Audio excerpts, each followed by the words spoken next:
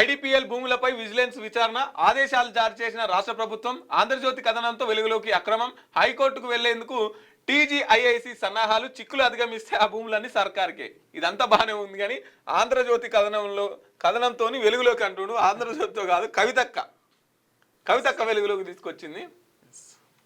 SIB మాజీ chief Prabhakar రావుకు SI మంచం. పడుకోవడానికి కేటాయించిన సిటికి అధికారులు దిండు దుప్పటి సబ్బు అన్ని ఇంటి నుంచే.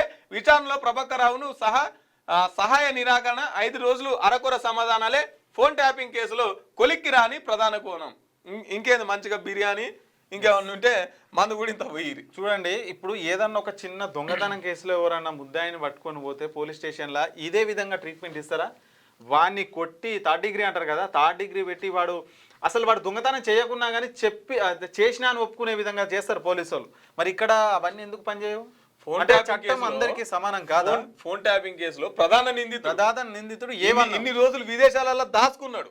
కోర్టు చెప్పడంతో పోలీసులకు లొంగిపోయిన వాళ్ళకు ఇటువంటి రాచ మర్యాదలు చేస్తున్న మన పోలీసు వాళ్ళు. అంటే చట్టం అందరికి సమానం కాదని చెప్పేసి క్లియర్గా తెలుస్తుంది. మీరు జనరల్గా పోలీస్ స్టేషన్లో చూడరు, చిన్న తప్పు చేస్తేనే వాడిని తప్పు ఒప్పుకునే దాకా కొడతారు పోలీసు వాళ్ళు.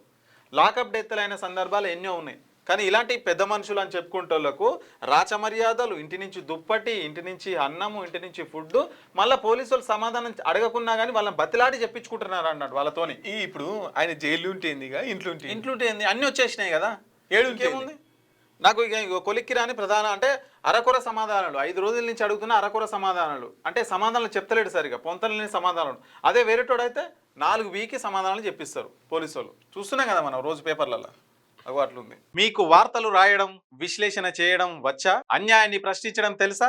ఇంకెందుకు ఆలస్యం? క్యూ న్యూస్ మిమ్మల్ని ఆహ్వానిస్తుంది. ఉమ్మడి ఆదిలాబాద్, వరంగల్, కరీంనగర్, నిజామాబాద్, ఖమ్మం, మెదక్, రంగారెడ్డి, హైదరాబాద్, మహబూబ్ నగర్ జిల్లాలకు రిపోర్టర్స్ కావాలను సంప్రదించవలసిన ఫోన్ నెంబర్ 8688926084.